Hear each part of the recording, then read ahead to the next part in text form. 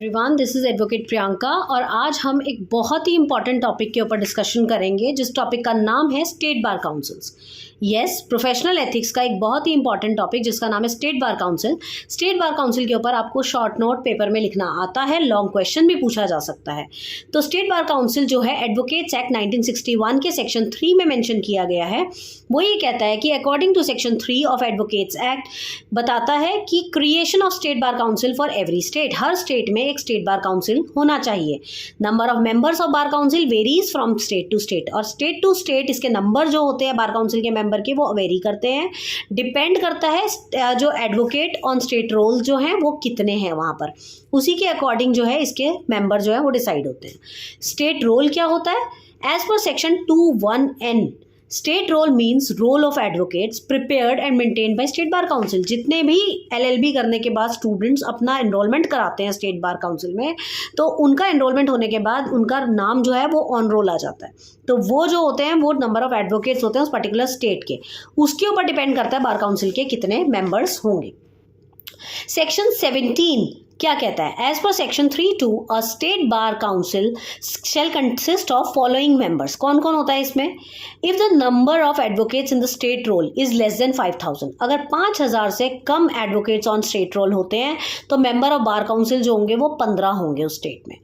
अगर 5000 से 10,000 एडवोकेट्स अपना स्टेट रोल में अपना एनरोलमेंट कराते हैं तो जो बार काउंसिल के मेंबर रहेंगे वो रहेंगे 20। अगर एडवोकेट्स ऑन रोल जो है वो 10,000 क्रॉस करते हैं तो बार काउंसिल के मेंबर रहेंगे 25।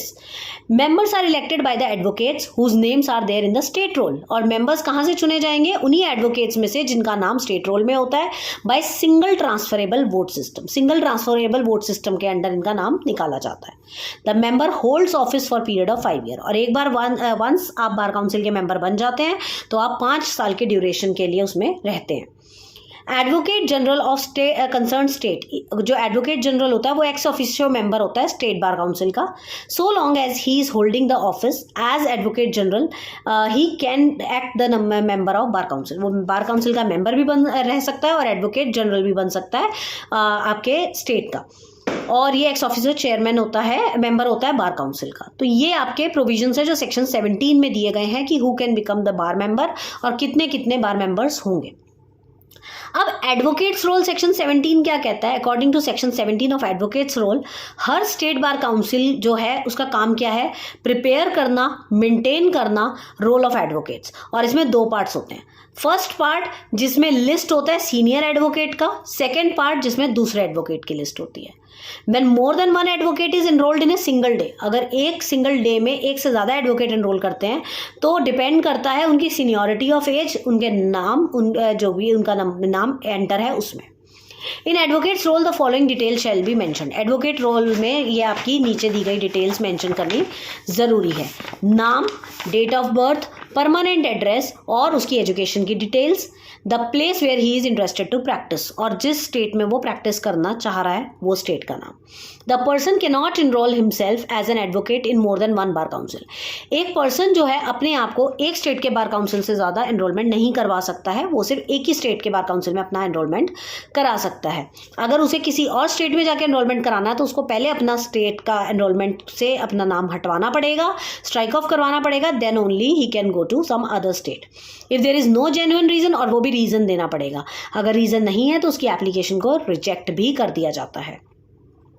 The state bar council should send an authenticated copy of advocate. State bar council को एक ऑथेंटिकेटेड कॉपी देनी पड़ती है रोल की, और जब भी नए एडवोकेट्स उसमें इंक्लूड होते हैं और पुरानों को रिमूव किया जाता है उस चीज़ की एक अपडेटेड कॉपी इनको देनी पड़ती है। अब हम पढ़ते हैं power and functions of state bar council. Power क्या क्या है स्टेट बार काउंसिल की? एक कॉर्पोरेट बॉडी है, ये लीगल बॉडी है जिसमें ऑटोनॉमस स्टेटस होता है, कॉमन सील और परपेचुअल सक्सेशन है इसमें इनका, और it can do following things like its own name, buying and selling properties, entering into agreements and filing cases, ये सब कर सकते हैं। ये एग्जीक्यूटिव कमिटी कॉन्स्टिट्यूट करते हैं और रूल्स एंड रेगुलेशंस बनाते हैं डेली लाइफ के एडमिनिस्ट्रेशन को लेके। फंक्शंस क्या होते हैं स्टेट बार काउंसिल के?